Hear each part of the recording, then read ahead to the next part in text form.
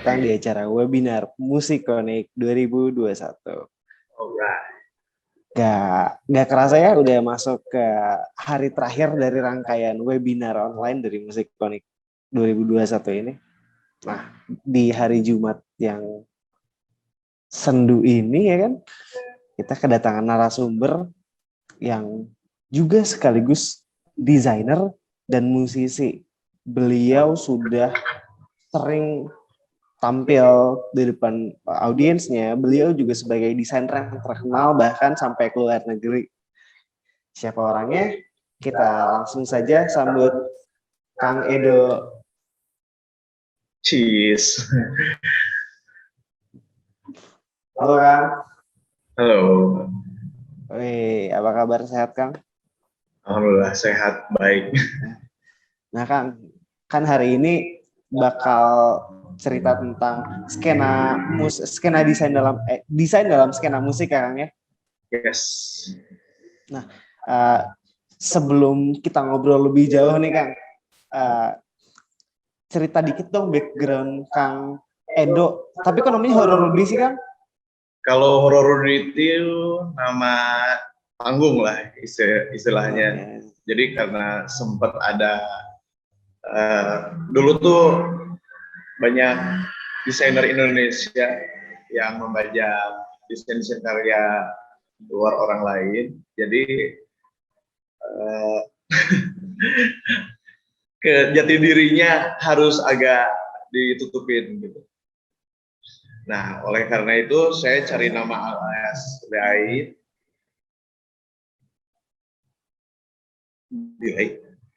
Oke. Nah, saya cari nama alias lain yang memang supaya nggak kelihatan Indonesianya. Jadi memang membuktikan orang jangan menjudge saya jelek atau bagus karena hal-hal lain, tapi harus dari karya saya sendiri. Dan disesuaikan dengan tema saya apa, ya horor, dan root-nya itu lebih kayak saya root boy gitu, roots. Oke. Berarti nggak ada bagian nama Akang ya? Nggak. Secret itu. Nah, jadi full nama panggung yang Akang nggak pengen kelihatan orang Indonesianya. Ya, kurang lebih seperti itu. Jadi biar orang menjudge saya, ya udah karya saya aja. Nah, baik.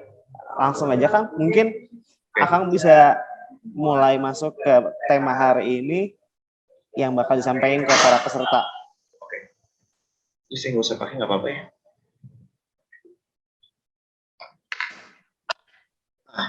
Oke.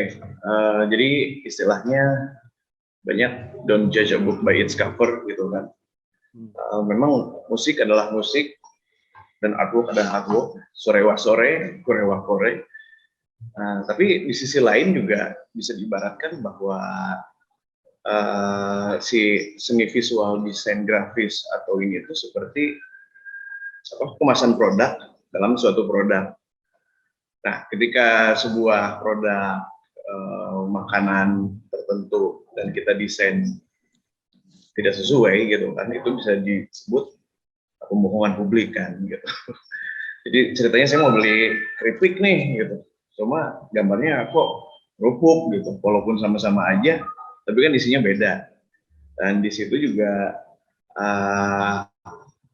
ada juga seperti istilah mana sih batas-batas yang tidak boleh dilewati dalam sebuah produk packaging gitu kan. Ketika untuk gambar makanan, nah kita jangan menampilkan warna-warna atau gambar-gambar yang memang tidak layak dipandang atau tidak sedap dipandang atau mungkin tidak pantas gitu dipandang gitu kan. Jadi ada acuan-acuannya lah gitu.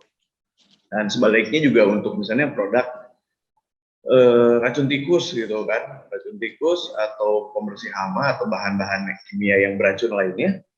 Nah itu juga kita jangan desain seperti desain untuk produk makanan gitu yang kira-kira menarik dan ini enak nih buat dimakan gitu. Nah, ketika ininya beda kan yang terjadi bukannya tikusnya yang mati atau hamanya yang mati atau apa yang mati malah yang makan yang die gitu kan. Nah, sama juga pada skena musik, walaupun misalnya saya mah pengen dijudge berdasarkan ya musik saya aja. Cuman don't judge a book by its cover, but people still will judge your product by its cover gitu lah, gitunya.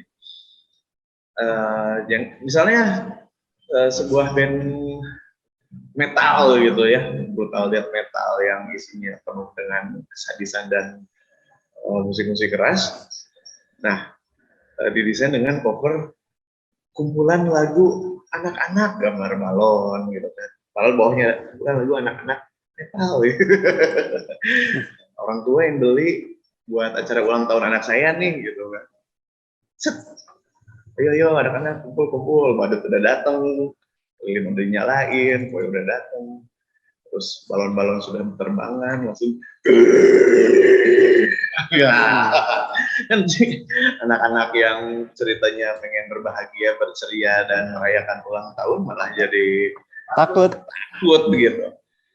Nah, mungkin itu juga salah satu yang bisa menjadikan si album yang akan dijual malah tidak laku. Mungkin untuk setiap skena berbeda-beda, gitu kan. Cuman saya akan agak fokus dengan skena yang memang saya di sana gitu, subkultur yang saya memang di sana. Ini buku yang saya kompilasi dari skena psychobilly dan rockabilly internasional. Oh, sini. Nah, rockabilly dan psychobilly internasional. Jadi tentang rockabilly dan psychobilly ini lebih kayak musik klasik lah ya. Musik klasik era tahun 50, Elvis dan Johnny Cash dan kawan-kawan lah era itu. Dan kalau misalnya untuk psychobilly sendiri adalah versi modernnya yang dengan fusion punk dan horror. Ada juga surf musik dan lain-lainnya. Nah, di skena psychobilly dan rockabilly ini ada banyak istilahnya pakem-pakem desain ya gitu kan yang memang biasa ditampilkan dalam si skena musik tersebut. Kalau misalnya untuk rockabilly biasalah vintage 50s gitu kan yang happening pada saat itu, mungkin kayak Pin Up Girl, terus ada juga kayak custom culture-nya yang memang kendaraan-kendaraan vintage, Chevy lah, terus yang hot rod kayak gitu. Terus juga instrumen musik yang Elvisan lah gitu ya. Ada juga musik menampilkan alat musik kayak jukebox dan lain-lain. Nah, kalau untuk psychobilly sendiri itu versi horornya gitu kan. Jadi si Pin Up Girl-nya jadi zombie, terus Elvis jadi zombie, Johnny Cash jadi zombie, dan si kendaraannya juga dikendarai oleh zombie gitu. Tapi zombinya sendiri berbeda dengan misalnya zombie death metal gitu kan. Kalau karena death metal kan itu memang musik keras, lirik keras dan mengerikan gitu. Kalau kita mah lebih ke skena musiknya keras, tapi untuk tema dan musiknya justru lebih kayak main-main gitu ya. Istilahnya kalau horornya mungkin kayak Scooby-Doo lah gitu.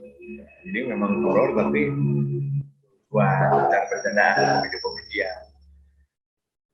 Mungkin ada ininya juga untuk cover album juga kebanyakan yang dipakai gambar-gambar kartun horor klasik kayak misalnya Frankenstein, terus juga pakorak-pakorakan zombie-zombian, Picture of Black Lagoon, dan sihir-sihiran seperti itu.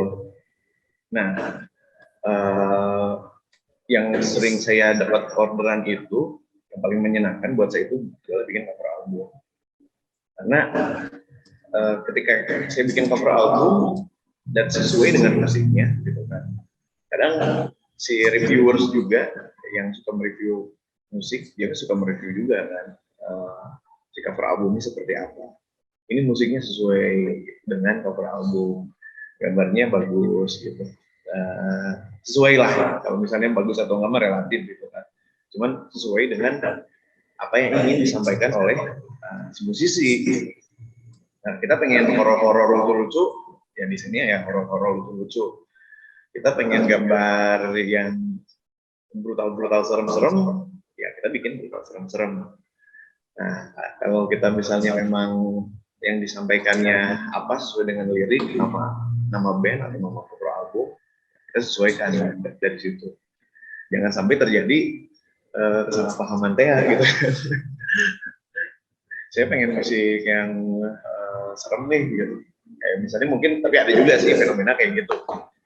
Kayak misalnya yang sekarang lagi happening tuh idol Jepang baby metal, mungkin pernah denger ya. Musiknya keras tapi performnya lucu. Itu juga penyampaiannya kan beda lagi.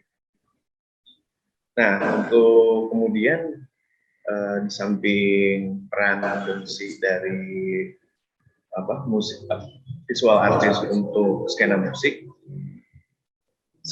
juga akan sangat berguna untuk para visual artist yang memang akan membangun reputasinya. Jadi ya biasa lah, misalnya dalam dunia kerja itu kan orang harus punya pengalaman untuk bisa bekerja. Nah, tapi mau kerja nggak punya pengalaman terus jadinya blunder kan. Nah, si musik ini adalah, kalau buat saya pribadi dan dulu ini saya lakukan melaksanakan gitu kan. Nah, ini tuh adalah jembatan saya untuk membuka ke gerbang ya dunia pekerjaan. Apakah itu formal, non formal, independen, underground, atau komersial sekalipun. Dan yang pasti sih intinya adalah untuk membangun pertama reputasi, yang kedua portofolio, yang ketiga pengalaman kerja. Nah, awalnya itu mungkin karena saya mulai udah agak lama, awal itu dari MySpace. Nah, ketika zaman dulu para seniman bikin MySpace, dan untungnya sih di skena musik saya itu skena alternatif dari punk, jadi skenanya itu benar-benar sangat tidak besar sekali gitu. Jadi alternatif. Nah, jadi banyak si seniman musisi itu yang bisa kita kontak dan dia masih terkenal sih. Nah, salah satu waktu itu tuh beberapanya ada Tiger Army, terus Ghost Train gitu, sangat berkesan sekali buat saya. Jadi kadang suka kepikiran nggak mungkin gitu ya, nggak mungkin saya desainer yang baru belajar asal-asalan. Menurut saya asal-asalan karena banyak yang lebih jago tentunya. Nah, saya coba nge-DM, bikin kayak misal fan art lah gitu ya. Fan art, jadi menerjemahkan dari si lirik lagunya tersebut jadi sebuah ilustrasi, warnain, dan saya coba sebagus mungkin. Nah, dari situ saya DM lah, brother, saya bikin fan art nih buat kamu, base-nya dari lagu ini, liriknya yang sebelah sini. Alhamdulillah nyangkut gitu kan, dan mereka sangat appreciate sekali gitu, karena memang populasi desainer psychobilly juga di dunia pun, di skenanya pun tidak terlalu banyak gitu. Dari situ nyangkut lah awal gitu kan. Saya mulai rajin posting gitu di sosial media saya waktu itu. Mungkin kalau sekarang mah Instagram, Facebook page, dan lain-lain. Kalau zaman dulu mah saya pakai DeviantArt. Semuanya satu tema gitu kan, psychobilly, konsisten. Nah, lama-lama ya alhamdulillah gitu kan. Ketika saya melamar pekerjaan apapun, nah jadi si fan art yang sudah saya sampaikan sama si idola saya gitu kan, saya cantumkan ini bandnya apa, dari negara mana, kayak gitu. Jadi lebih mudah juga untuk mencari pekerjaan formal ketika di CV, apalagi si portofolionya luar negeri kan, padahal ya duitnya nggak ada. Tapi ya itu salah satu untuk menyiasati lah gitu kan. Nah, kemudian juga itu menjadi sarana untuk si visual designer, dia gimana bisa aksi dalam skena musik.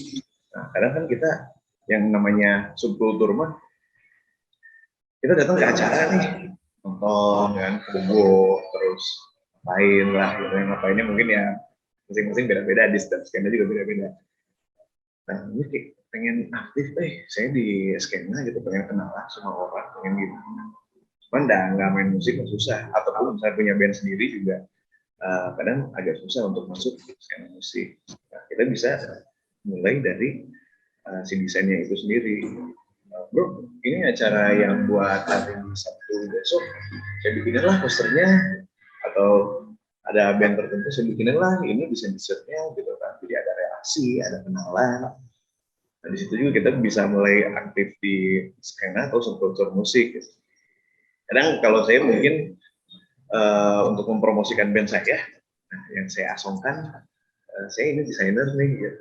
Udah kenal, udah jadi beberapa ini. Saya juga musisi loh, gitu. Ini album saya, ini cover saya, ini kita lagi video performing di mana gitu. Untuk terakhir itu sekarang saya lagi ngerjain salah satu kompilasi Horror Attack Worldwide.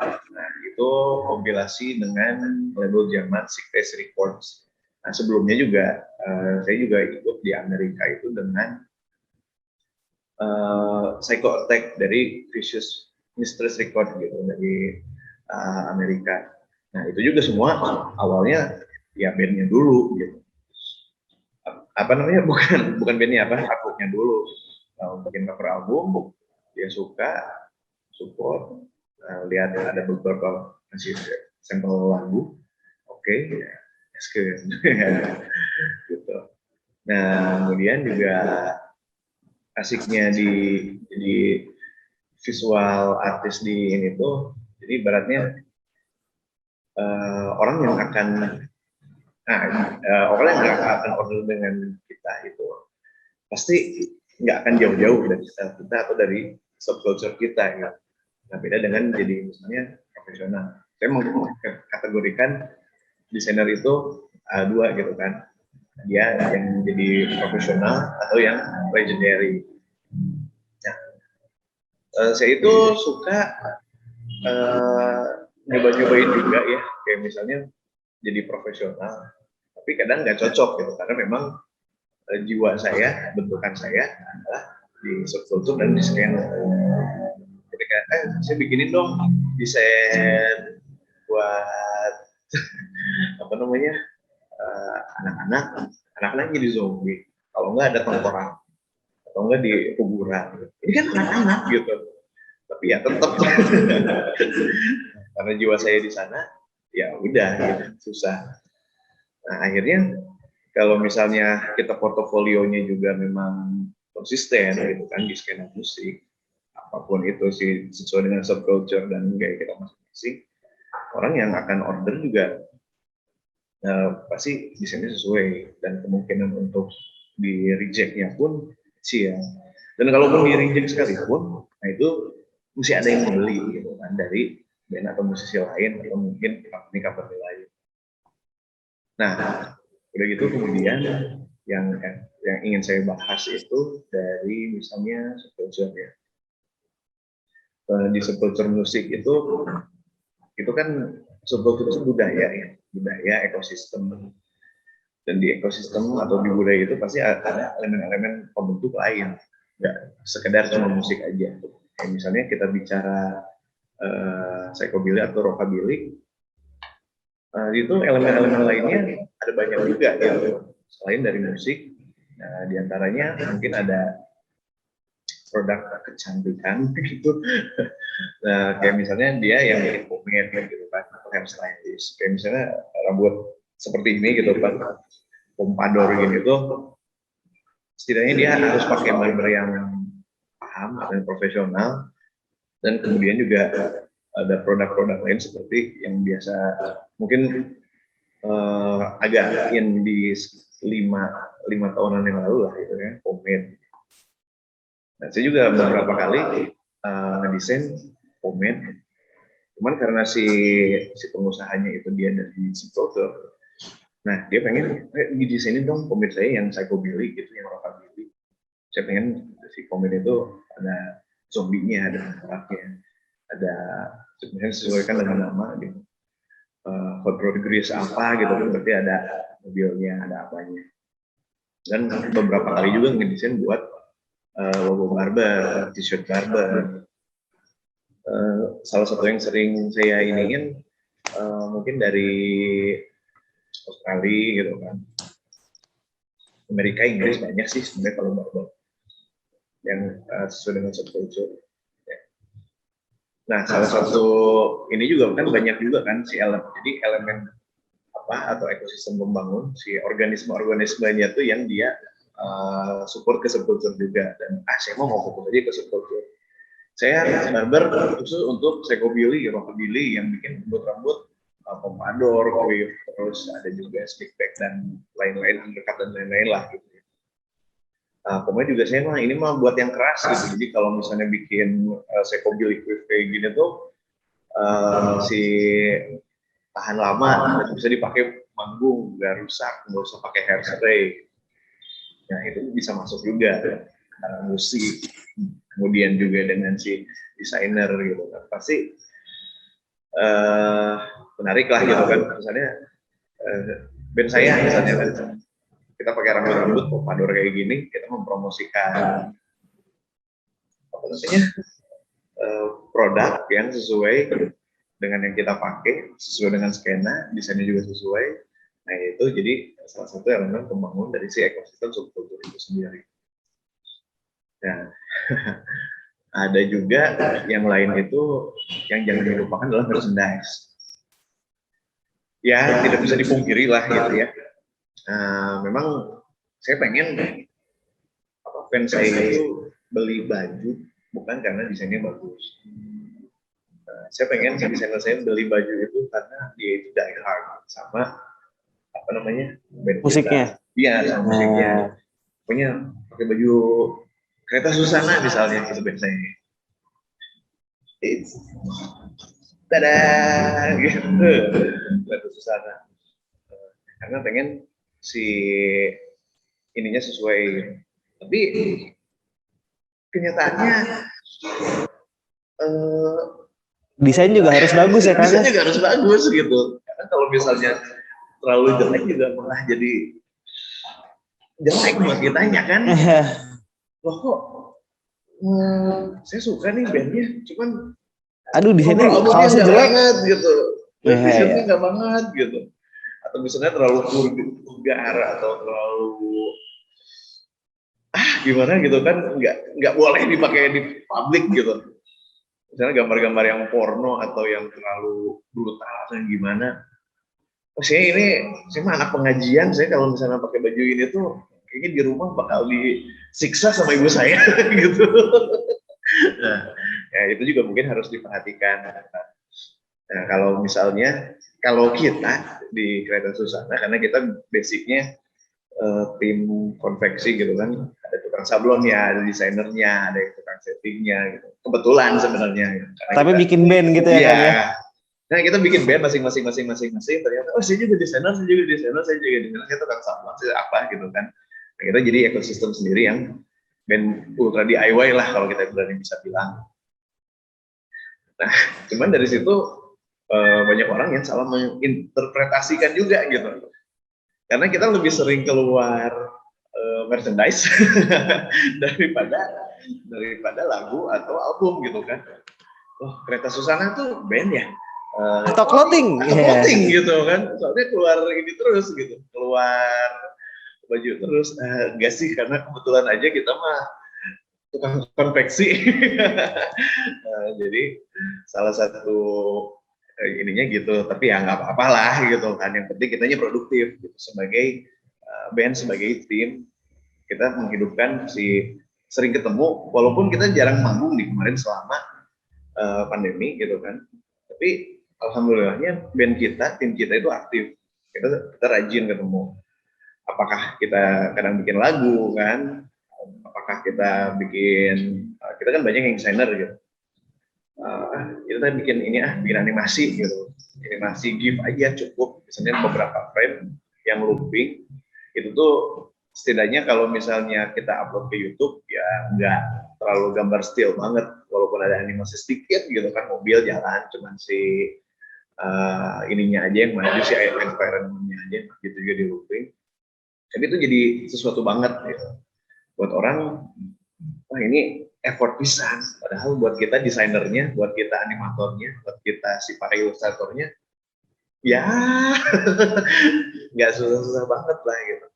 Sama kayak misalnya bikin cover album juga, cuman objeknya dipisah-pisah, jadi geser sedikit, geser sedikit, geser sedikit, geser sedikit, geser sedikit, nah jadi maju, sisanya di looping, kasih background musik gitu kan. Enggak sih, terbalik, musik backgroundnya animasi gitu. Nah kemudian ya banyak tempat untuk berkolaborasi ya Kang ya, itu antara seniman dan baik dari musisi ataupun animator mungkin atau ilustrator ya Kang ya. Musisi, animator, ilustrator, kadang juga dari fashionnya apa buat merchandising, kadang juga buat produk gitu kan. Kadang juga elemen-elemen pembangun lain kayak misalnya di subkultur itu kan kita sering pakai, ada istilahnya custom culture kan, custom culture yang kita suka pakai misalnya kendaraan-kendaraan vintage atau tua atau besar gitu kan, kayak misalnya Harley, terus BSA dan lain-lain. Nah kita juga sering diundang itu untuk mengisi acara di kita custom fest, terus juga apa namanya barbecue ride gitu, kalau misalnya di skena di luar musiknya gitu kan. Nah di situ kita bisa lihat gitu kan, kalau misalnya datang kayak misalnya custom fest atau barbecue ride, oh di sini elemen pembangunnya itu apa aja sih gitu kan. Oh ini ada di subkultur ini tuh ada road, oh ini musiknya gitu kan. Terus juga ini elemen-elemen pembangunnya yang lain kayak misalnya suka ada stand barber, stand pomade misalnya. Nah itu yang bisa dikolaborasikan antara apakah musisi, apakah si desainer atau apapun gitu kan. Nah saya nanti kalau misalnya mau cari musik buat acara, bukan acara ya, misalnya promosi video garage saya nih, garage vintage saya pengen pakai band ini rockabilly gangster atau selaras atau apapun gitu ya, yang ada di Bandung. Saya pengen bikin video promo misalnya review rambut atau gimana gitu. Saya pengen mengundang si vokalis bandnya untuk jadi model saya, backsoundnya pakai musiknya juga gitu. Bisa jadi saling ajang promosi, ajang kolaborasi gitu. Membangun sebuah ekosistem lah Kang ya. Ekosistem gitu.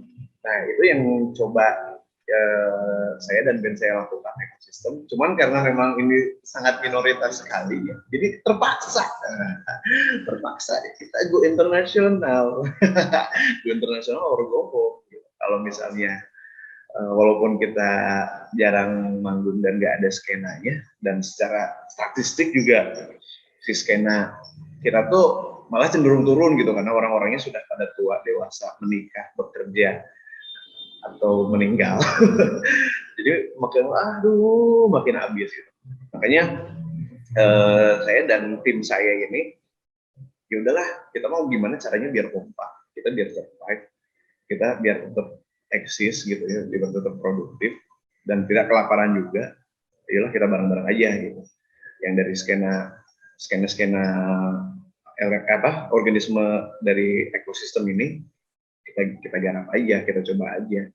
Mau bagus, mau jelek, mau gimana, yang penting kita berkarya aja dulu. Kalau misalnya responnya jelek ya kita review aja, jeleknya tuh kenapa, nggak bagusnya tuh kenapa, nggak lakunya tuh kenapa, solusinya gimana.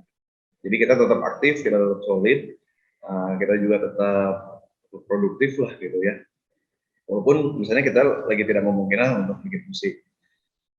Nah, ketika alhamdulillah kemarin juga kita pertama kalinya manggung lagi di sini di Bandung Creative Hub, karena kita rajin latihan, kita rajin ketemu, chemistry-nya ada gitu kan. Nah kita bisa edan-edanan keren-kerenan gila-gilaan gitu di sini. Nah mungkin salah satu ini juga buat kalian yang bermusik tapi mungkin belum menghasilkan gitu ya. Kalau saran saya sih, jangan menyerah gitu. Tapi jangan apa ya kayak misalnya saya mah pengen hidup dari musik saya nih, saya mah pengen idealis, karena yang namanya idealis tuh baru bisa dapat ininya mungkin agak susah ya. Kayak Butuh waktu lah ya Kang ya. Iya, butuh waktu, butuh reputasi, butuh konsistensi. Saya juga dari desainer di apa namanya di skena musik, mungkin mulai udah dari 2004. Saya itu mulai dari SMA lah gitu ya. Tapi baru bisa menghasilkan itu justru ketika setelah belasan tahun, 10 tahun, 9 tahun gitu kan, baru mulai ada 1, 2 gitu kan. Nah, itu juga, tapi gimana sih saya bisa tetap konsisten jadi seniman di skena gitu kan. Nah, walaupun mencoba untuk profesional itu nggak mungkin. Buat saya nggak mungkin. Karena memang sejati diri saya itu ada di, saya kok bilang ada di horror punk gitu kan. Semua yang saya desain, produk akhirnya pasti mengerikan. Gitu. Nah, jadi kalau saya sih lebih suka, ya kalau misalnya kita buat hidup, buat makan, ya kita cari aja kerja yang lain, kerja kantoran, atau kerja lapangan, atau kerja bangunan, apapun lah gitu. Semua udah saya cobain. Cuman berkarya, konsistensi, tetap harus, dan usaha juga, effortnya ada. Gitu. Mungkin bermusik juga sama. Walaupun saya pernah dengar dari salah satu senior di skena rockabilly Indonesia, mungkin pernah dengar The Hydran gitu kan dari Bali. Kalau mau pengen lo maju, lupain yang namanya keluarga, lupain yang namanya pekerjaan, lupain namanya apa. Fokus sama band, dan dia berhasil. Dia sampai mungkin setiap tahun ke acara besar di Amerika, Viva Las Vegas. Wah iya, ini kita harus konsisten gitu. Band kita juga harus konsisten. Ada salah satu band lain dari Temanggung, Person of Blues. Mungkin kalau misalnya di skena internasional, saya duluan. Nah cuman Doi karena memang konsisten gitu kan dengan musik. Jadi bandnya dia yang lebih dulu ke internasional gitu. Aduh, kok bisa ya gitu. Pas kita review sama anak-anak, oh iya, kita nggak pernah pendekatan, kita nggak pernah kurang manggung, kurang konsisten, kurang latihan, gitu. Dan sosial media juga kita cenderung terabaikan gitu kan, karena kesibukan pekerjaan lain-lain. Tapi satu hal positif gitu ya, ketika memiliki pekerjaan yang lain, dulu saya itu pekerjaan sebagai desainer tuh bukan ngedesain, justru lebih banyak marketing. Dichatin satu-satu, bro perlu desain nggak? Kalau perlu, ini saya ada harga segini. Satu-satu tiap hari kayak gitu, sampai stres, sampai hafal gitu plotting yang ada di dunia ini sesuai dengan psychobilly, horror punk, dan gotika itu apa aja sih, semuanya udah pernah di DM.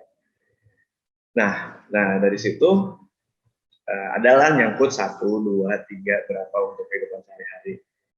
Cuman saya rasa sulit gitu kan. Saya nggak bisa gitu kalau misalnya kerjaan saya desainer tapi malah marketing. Akhirnya saya cobalah kerjaan lain kan. Saya ngelamar CPNS. CPNS waktu itu di kecamatan. Ya kalau ngedesain mah nggak butuh waktu banyak. Waktu itu juga orderan nggak terlalu banyak kan. Paling sebulan 2 atau 3. Udahlah, kita cari kerjaan lain aja. Jadi ketika kita berkarya, itu bisa bagus, bisa maksimal, dan bisa fokus. Nggak usah pusing mikirin, kadang kan ke paranoid ya. Kalau misalnya kita bikinin cover album, si ini sukanya gimana ya? Karena ada beberapa style pasti kan. Kalau misalnya ini dealnya gagal atau nggak dibayar atau di reject, saya bisa kelaparan gitu. Istri saya bisa kelaparan, saya bisa kelaparan. Mikirin keluarga dan lain-lain.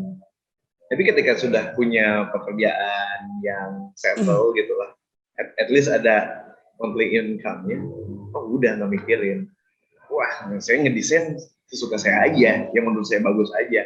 yang menurut saya seneng aja. Dan dibalikin lagi sama si klien, dia malah justru lebih suka gitu. Karena mungkin kita ngedesainnya lepas, kita ngedesainnya bebas, nggak ada beban, nggak ada takut apapun.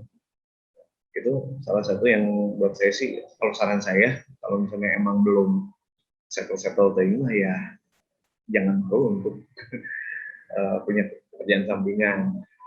Nah, ini juga yang saya rasakan, mungkin dulu saya tuh bisa dibilang jadi desainer, jadi untuk si Psychobil ini saya nafkahin lah gitu ya, mati-matian gila-gilaan tiap hari ke warnet. Dan zaman dulu mah kita nggak umum pakai handphone Android gitu kan, tiap hari harus ke warnet desain gitu, mikirin captionnya apa, mikirin kayak teksnya apa, terus si hashtagnya apa aja gitu di DPH. Nyiapin dulu di rumah desain zombie, undead, horror, psychobilly, rockabilly, pompadour, semua dipakai. Nyiapin dulu di rumah, jadi masuk ke warnet, udah tinggal set, upload. Nunggunya kan dulu lama kan, kalau misalnya ngupload gambar itu, kadang saya 1 jam di warnet itu bisa cuma sampai 5 lah. Itu juga kalau misalnya si ukuran size-nya kecil, jadi efektif lah gitu di dalam warnet. Dinafkahin beneran habis-habisan.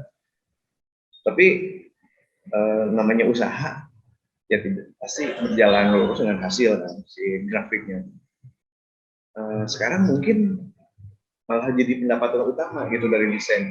Yang dulu cuman 3 desain sebulan, kalau misalnya sekarang range-nya tuh antara 10, 20, 30, bahkan mungkin sampai 50. Dan pernah satu momen saya tuh bikin desain khusus untuk desain tema skena ini tuh sampai bahkan 300 sebulan sampai kender. Wah, gitu tiap hari upload, ngedit 300. Jadi ketika kita sudah ketemu orang yang tepat gitu kan, dan kita skillnya juga sudah sesuai, insya Allah lah kita tidak akan membohongi. Jadi mungkin ada kesamaan ya antara desain dan musik. Yang penting konsisten. Ya, kalau misalnya sih desain dan musiknya pasti sama gitu mah. Apalagi kita dalam satu subkultur yang sama gitu. Itu mah udah pasti. Mungkin dalam kehidupan nyata dalam semua aspek juga mungkin kayak gitu ya. Nah, cuman kalau saya kan misal ini bicara tentang musik dalam subkultur, bisa dibilang ketika saya pertama kali terjun di subkultur ini, seniman subkultur ini, banyak orang yang nggak mungkin lah gitu ya, yang bener aja gitu kamu jadi desainer underground terus pengen settle gitu, nggak mungkin gitu. Tapi itu mungkin, dan orang-orang yang dulu bilang seperti itu secara materi mungkin sudah terlampaui gitu. Itu dikembalikan lagi sama effort kita aja seperti apa, gitu, usaha kita seperti apa, attitude kita seperti apa gitu kan. Itu mah kehidupan sehari-hari lah. Jadi kadang juga di satu skena juga kan ada fenomena kayak gini gitu. Di misalnya skena musik psychobilly ini, baju-bajunya bagus, desain-desainnya bagus. Cuma saya nggak mau pakai baju band yang nggak saya tahu, karena suka ada aja kan orang yang usil gitu. Oh, kamu pakai baju Misfits ya? Coba sebutin 3 lagunya. Kalau saya sih hatam gitu lagu Misfits. Cuman banyak orang yang nggak suka gitu kan ketika ditanya, dan apa dibilang poser atau gimana. Padahal saya mah suka desainnya gitu. Nah itu dimanfaatin juga sama beberapa clothing atau yang company gitu. Saya pengen bikin baju tema subkultur, gaskeun. Karena misalnya yang lucu itu di skena musik psychobilly ini orang yang suka banyak, cuman si clothingnya apa namanya banyak yang bangkrut gitu, banyak yang nggak laku karena mungkin terlalu repeat atau gimana. Nah kalau saya ketemu sama klien yang memang dia fokus di komersil kan, bro saya inilah minta sama kamu desain sebulan 10 gitu. Nah di situ malah jadi ramai karena si skenanya apa sih, plotting yang bergerak di bidang skena musik psychobilly ini nggak banyak gitu. Nah itu jadi cuma satu-satunya lah gitu si ini teh, si klien saya teh gitu. Nah, ordernya juga lumayan banyak. Nah, jadi buat kalian yang pengen coba di skena musik, jangan inilah gitu ya. Jadi desain di skena musik itu jangan ngedown dulu sama kata-kata orang atau gimana gitu. Karena pada akhirnya mah ya dikembalikan sama kalian sendiri. Gimana konsisten tidak, istiqomah tidak, die hard ya gitu. Sudah berdoa belum, sudah minta ridho orang tua belum gitu. Kadang juga kita harus bisa meyakinkan sama orang lain juga kan. Yang paling sulit untuk diyakinkan itu biasanya terutama orang tua. Dulu saya juga karena mungkin saya hidup di apa ya, lahir tahun 80-an gitu kan, 87 lebih tepatnya. Kita itu hidup di masa-masa peralihan zaman gitu. Dari analog ke digital, dari digital terus ke sekarang zaman online gitu kan, yang buat beberapa orang itu shock gitu. Dan sedangkan kalau misalnya orang-orang tua gitu kan, dia suka pakai dalih gitu. Nah, kamu kan belum pernah tua, kalau saya pernah muda.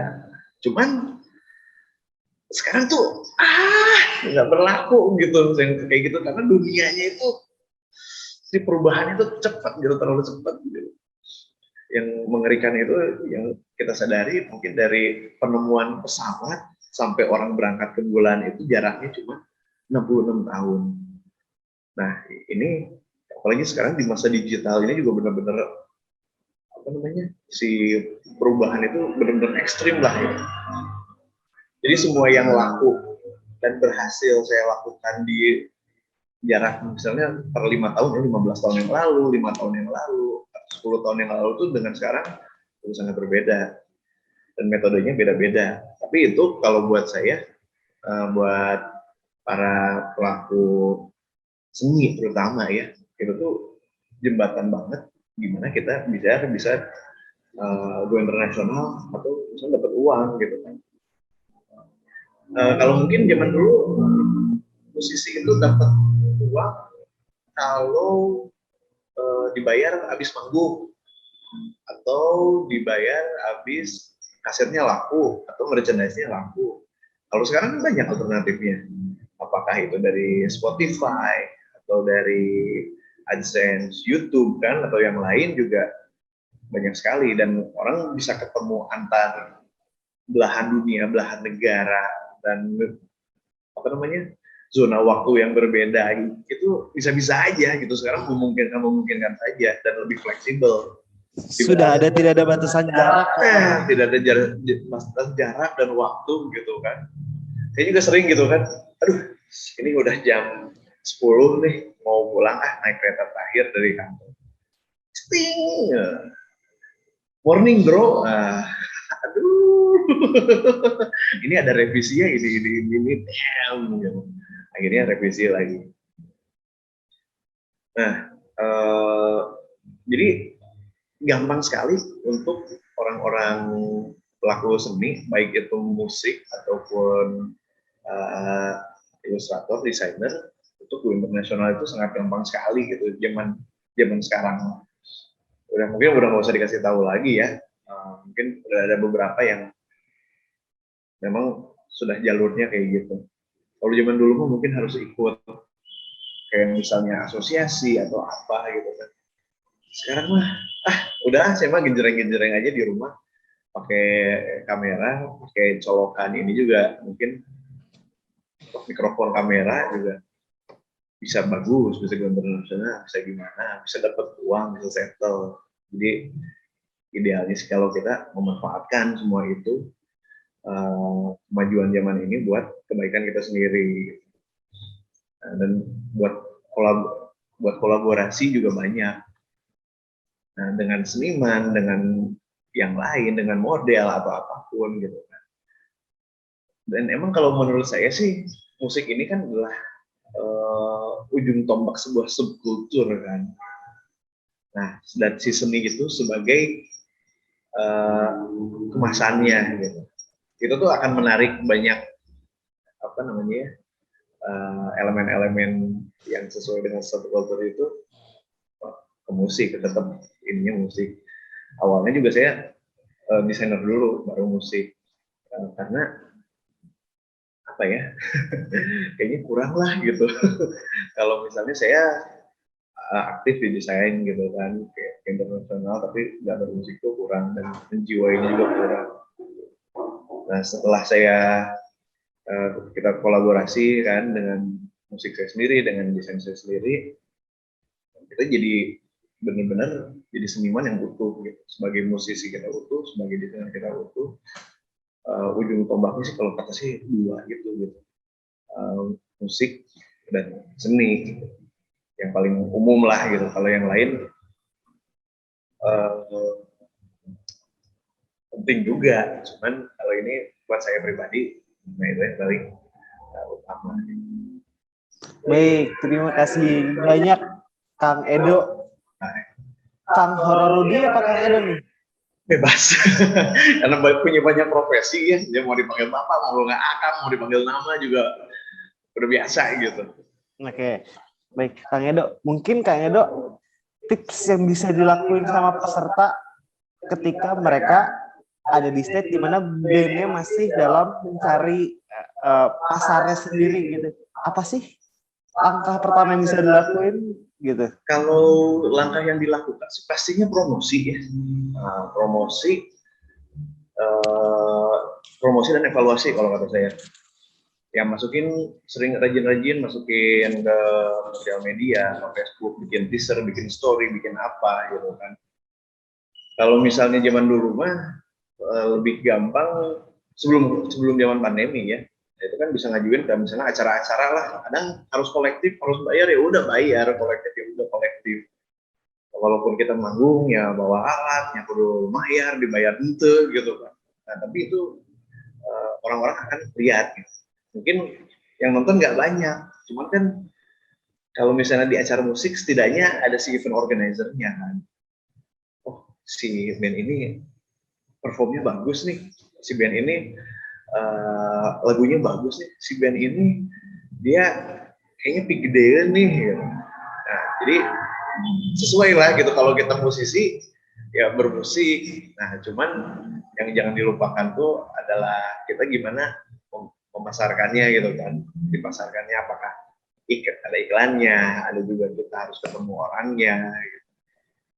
Pensi-pensi kita kayaknya nggak mungkin nih gitu di acara pensi, tapi kita sih pernah gitu ya di pensi SMEA atau SMK atau apa gitu ya, yang itu tuh panggungnya tuh dari meja-meja yang disatuin dan ada pot-pot bunga yang pakai apalah yang suka di nikahan gitu. Beresnya tuh hancur gitu. Tapi ya udahlah gitu, setidaknya buat kita jadi viral. Di blacklist tapi viral gitu, tapi jangan ya.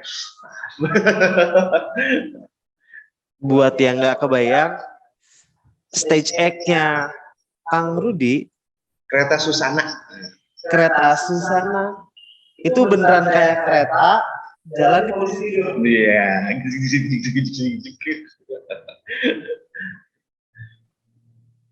Nah, terus untuk apa ya, mempertahankan atau mencari sebuah ekosistem tuh gimana sih Kang? Sampai akhirnya, oh aku nemuin desainer yang cocok sama genre musik aku nih, atau sebaliknya ya. gitu. Nah, kalau itu sendiri bisa dibilang orang-orang yang hidup dan muda di zaman kita itu bisa dibilang, saya bilang beruntung ya, gitu. Karena apa? Sudah tidak ada jarak, batasan dan waktu. Kalau zaman dulu mungkin di lingkungan saya yang Islami dan kolot, apaan lo kayak gini-gini, karena mungkin sampel yang ada di jalan beda gitu. Biasa mereka lihat di jalan, mereka nggak paham sih apa namanya peluangnya tuh kayak gimana. Saya itu baru diridoi sama orang tua ketika paket CD yang saya desainkan dari Perancis waktu itu pertama kali, CD-nya itu datang. Wah, orang tua saya itu dengan sangat apresiasi sekali gitu kan. Mungkin sih bisa dibilang ujung-ujungnya cuan mungkin ya untuk bisa konsisten tuh dalam segala hal apapun, dan karena memang itu penting. Cuman yang namanya orang usaha itu kan nggak semuanya langsung. Bahkan pesugihan pun kan perlu tumbal kan gitu. Walaupun tidak langsung instan, tapi kan perlu pengorbanan gitu. Nah, opsinya apa? Lu mau berkorban atau mau yang inilah yang nggak ada resiko lah gitu kan, yang nggak usah keluar uang tapi pelan-pelan kayak gitu. Kalau yang saya lakukan itu konsistensi. Kalau yang lain mungkin ada yang dia keluar modal atau gimana, itu kan bisa berhasil bisa enggak. Udah pakai tumbal, udah ngadai gitu, kalau ya pas ke bawah peluru ditembak malah enggak kan, sial gitu. Nah mungkin apes gila gitu. Nah mungkin itu dibalikin lagi sama opsinya mau apa nih? Apakah kita mau berkorban, keluar uang atau yang lain, atau mau konsisten? Kalau saya waktu itu saya ngambil jalur yang konsisten. Ya udah aja, tiap hari posting atau ngerjain misalnya yang gak ada duitnya nih, gitu. Biarin gak ada duitnya juga, yang buat saya, yang penting buat saya promosi. Nah tapi ini saran saya. Kadang kan suka ada keluhan dari desainer, saya suruh diminta ngedesain nih, tapi gratis. Nah udah gitu ketika diminta gratis, wah lu mah bayar dong gitu. Wah lu mah jadi seniman nggak seniman banget mas minta dibayar. Nah mungkin sebenarnya ada seniman-seniman, desainer-desainer yang nggak perlu dibayar, karena buat saya itu ada beberapa tahap gitu ya desainer itu. Ada yang dia baru belajar, ada yang dia perlu apa namanya publikasi, ada yang sudah terkenal dia perlu duit, nah ada yang dia udah settle. Nah yang perlu publikasi ini gitu kan, yang setelah dia belajar dan dia jago, nah itu tuh yang bisa jadi peluang gitu kan. Nah tapi kita juga harus tahu gitu, kadang kan ngajakin desainer nih, sama gue dibayar pakai promosi lah, lu desain koper album gue, oh buset gue dibayar berapa di luar gitu kan. Ada juga orang-orang yang memang mau nggak mau harus dibayar, tapi banyak juga ya misalnya terutama di kampus nih, ya jangan harga temen gitu kan, tapi memang sebenarnya dia tuh harus perlu publikasi. Kalau nggak dipublikasiin ya kapan terkenalnya gitu. Nah si musik ini dan si desainer ini yang terutama pemula ini, kalau saya sih klop banget, saya rasa gitu. Idealnya kalau misalnya emang nggak punya budget, ya kita juga harus tahu diri mana desainer yang memang bisa diajak kolaborasi, mana yang harus kita bayar gitu kan. Kalau bisa harga temen teh yang bener lah gitu, memang saling membutuhkan. Jangan yang saya mah udah nggak butuh gitu, udah ngedesain teh repot. Bener repot gitu. Gitu. Kang, ada pertanyaan dari Zaini Hamzah. Ya. Kang Edo, berarti branding itu sangat penting ya Kang buat band? Nah, kalau misalnya dibilang penting atau enggak, branding itu ibaratnya gini lah. Ini ada kotak kue nih. Kalau misalnya kita gambarnya tengkorak, nah orang nggak akan ada yang makan, orang nggak akan ada yang beli gitu. Oh ini mah beracun. Tapi kalau misalnya gambarnya gambar kue, oh ini mah makanan, sama orang dimakan, walaupun isinya racun. Nah, jadi si branding itu adalah ya mukanya gitu kan, mukanya si musik kamu sendiri, karena musik itu kan secara ini mah nggak kelihatan kan mukanya, karena harus didengar. Dan zaman sekarang itu visual itu kan sangat penting. Misalnya album, kita belum terkenal nih. Orang akan scroll aja gitu. Nggak mungkin orang itu akan ngedengerin satu lagu sampai habis atau satu album sampai habis gitu, waktunya mungkin nggak ada. Dan jadi untuk salah satu pensortiran mana yang akan saya sukai nih, saya misalnya sebagai klien, mana yang akan saya sukai, mana yang mungkin bukan musik buat saya, nah mereka pasti akan lihat cover album dulu. Oh ini mah lihat dari cover albumnya gue banget nih. Ini tema-tema musik skat misalnya, atau ini musik religi karena saya lagi pengen tobat, atau ini musik punk, death metal atau apa. Nah ini aja yang akan coba saya dengerin gitu. Jadi untuk proses eliminasinya juga lebih ini kan. Nah, saya pengen dengerin lagu death metal tapi lagu covernya anak-anak, balon, terus kartun. Ya bukan, ini mau bukan gitu. Nah, jadi pasti penting gitu. Kayak misalnya kita baju ya. Dulu kita bicara branding ya. Nah dulu saya coba bikin baju, orang tua saya menentang karena saya jual baju seharga 75.000, itu kisaran tahun 2009-an lah gitu.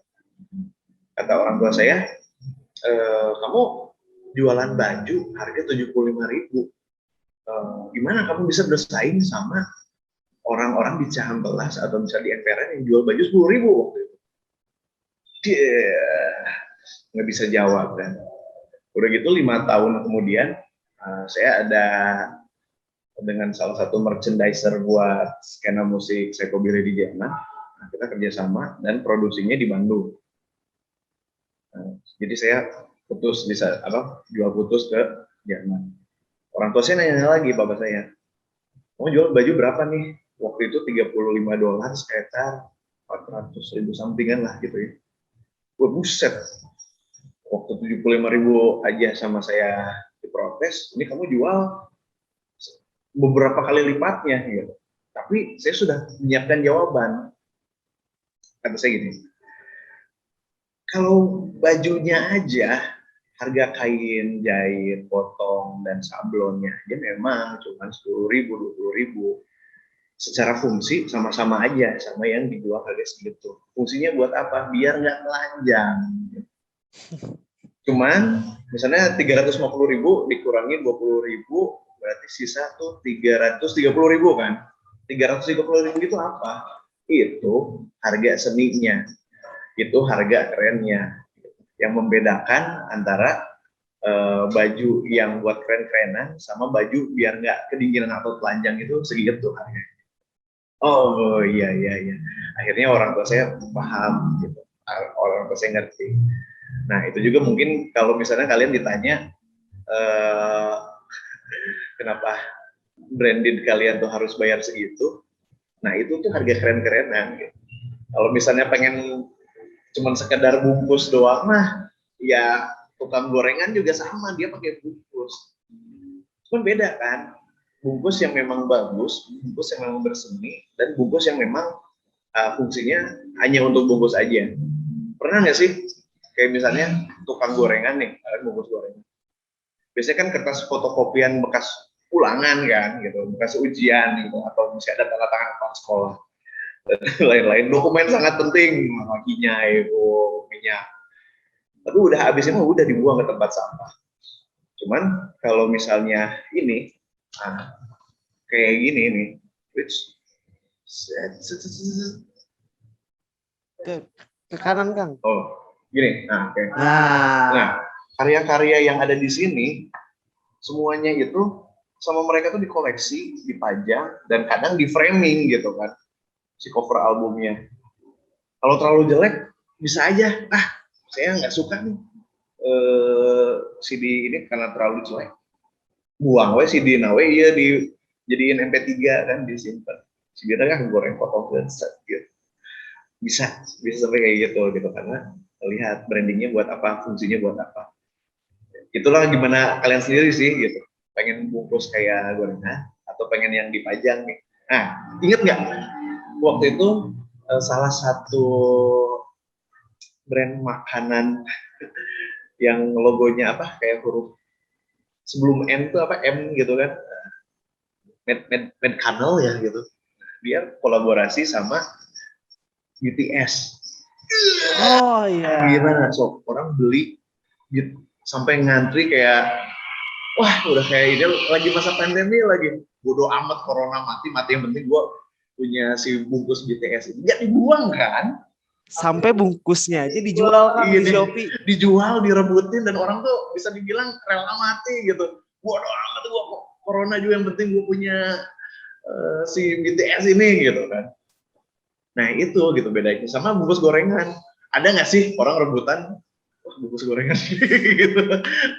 Ada pemulung. Gitulah. Jadi branding itu kalau buat saya pribadi penting. Dan buat kalian juga kalau penting gak penting yang pasti bermanfaat. Nah, gitu. Baik, terima kasih Kak Edo. Alright.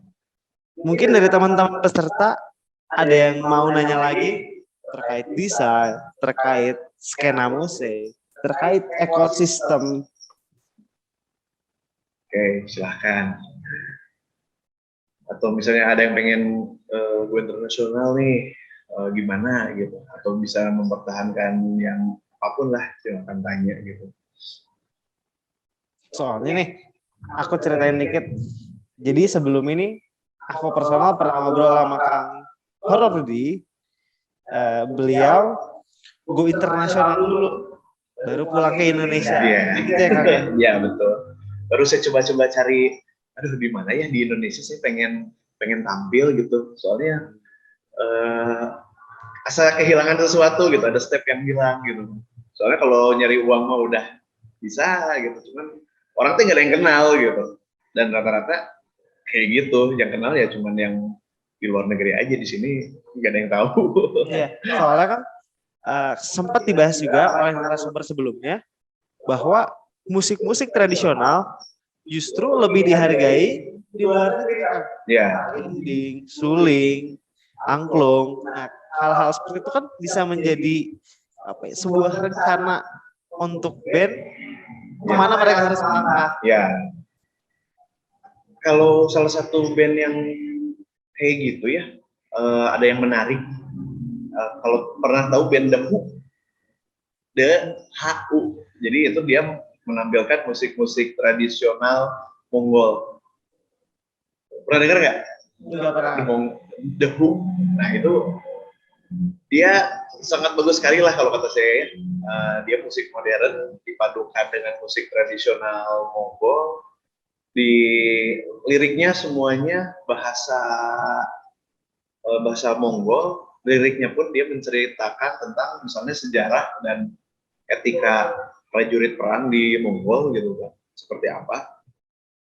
Ya landscape-nya juga landscape tentang si landscape Mongol dan kostumnya kostum Mongol gitu kan. Dan itu sangat wah, lagi happening lah Dahu itu. Nama lagunya tuh Wolf Totem dan Yuve Yuve Yu gitu. Jadi kalaupun misalnya tapi ya semua aspeknya itu ya dia bener-bener bagus. Kayak misalnya kostumnya yang otentik, dibikin kostumnya yang bagus, yang keren, yang pantas, videonya juga dibikin yang bagus gitu kan, landscape-nya, terus take-nya, apanya, logonya bagus, ada animasinya, ada apanya. Nah itu kalau kata saya sih, jadi band atau misalnya ini apapun, semuanya dikembalikan sama brandingnya gitu, justru malah gitu. Dan ternyata si ini tuh dia berkiprahnya udah lama. Ternyata baru setelah ada branding dan marketing dan promosi yang bagus, nah dia baru edan gitu. Momentumnya baru didapatkan setelah branding, promosi, ya selaras ya kan. Iya. Jadi ibarat gini lah, kita punya apa ya bahasa sopannya dari fetish ya. Kayak kita punya sesuatu yang nggak umum. Kayak misalnya saya suka si psychobilly ini. Saya nyari ke seluruh Bandung, di seluruh Bandung dulu tuh saya ngelamar kerja bawa eh, bawa map cari pekerjaan. Ditawarin satu-satu itu nggak ada yang mau gitu. Karena memang apa, mungkin saya promosinya orang yang mungkin belum ketemu yang tepat, atau memang pasarnya nggak ada, atau gimana. Tapi dengan internet kan itu yang terjaring sangat luas, sangat banyak gitu. Mungkin di dunia ini ada gitu orang yang sama kesukaannya sama yang saya kerjain. Nah, apakah saya harus lebih sering promo, apakah saya harus lebih sering posting, atau hashtagnya kurang benar. Tapi itu nanti suatu saat ketika kita konsisten dan promosinya benar, nah itu tuh akan dapat ketemu orang yang tepat, momen yang tepat gitu, dan mungkin dengan skill kita yang tepat dan yang cocok.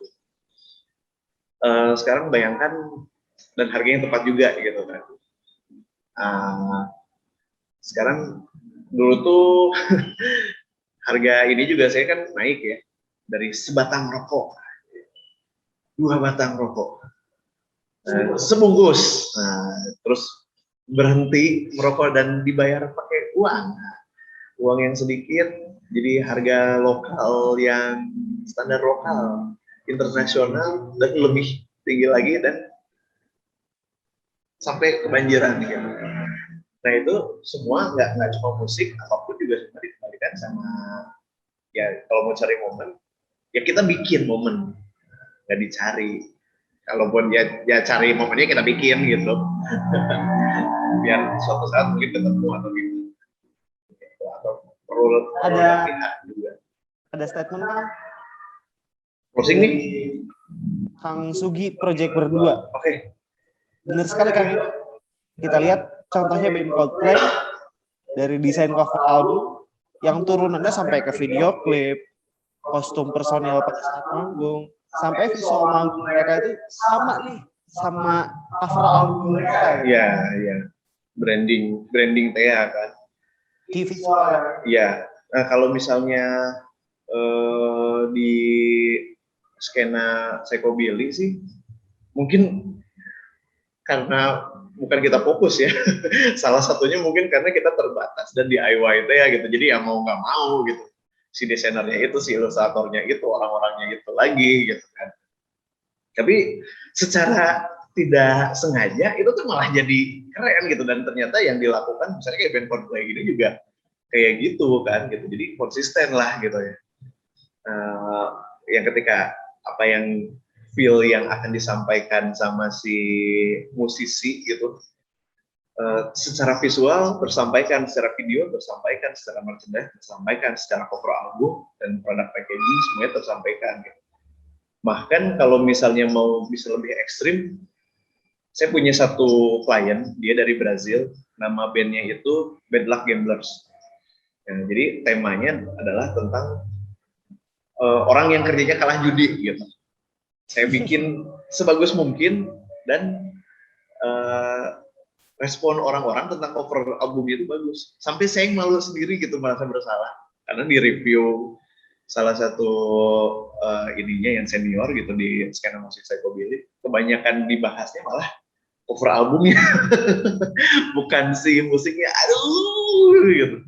Tapi dia juga memanfaatkan si semua aspek itu, cover albumnya, si tulisannya dia bikin logo, terus dia bikin template buat posting sosial medianya, dia bikin t-shirt, dia bikin pin, sampai yang Excel itu dia bikin kartu gitu, playing cards gitu kan, Bad Luck Gamblers, si cover belakangnya cover saya kayak gitu. Jadi benar-benar dari satu musik dia bisa jadi satu ekosistem gitu, karena punya visual yang bagus, dan dia bisa jadi kayak mungkin kayak yang saya lakukan di band saya. Kita musisi, kita desainer, dan kita juga jadi pengusaha, walaupun nggak laku, tapi biarin. Gitulah. Ya. Mungkin bisa dicari ya, Bad Luck Gamblers itu desainnya ada di Instagramnya Kang Rudi juga. Yes. Nah mungkin yang kepo-kepo sama Kang Rudi dan pengen kenal lebih jauh, mungkin bisa ngirim pesan langsung secara personal ke Kang Rudi di Instagramnya @horrordi. Alright. Nah, Kang Rudi, Kang Edo, Iya. terima kasih banyak untuk waktunya Alright, sama-sama. sharing nih sama para peserta. Semoga ilmunya berkah dan bermanfaat. Yes. Karena sekarang hari Jumat ya, dan 90% orang Indonesia itu Muslim. Jadi mungkin kita sudahi webinar ini. Webinarnya lanjut jadi khotbah. Sekali lagi terima kasih kepada para peserta Kang Edo. Selamat siang.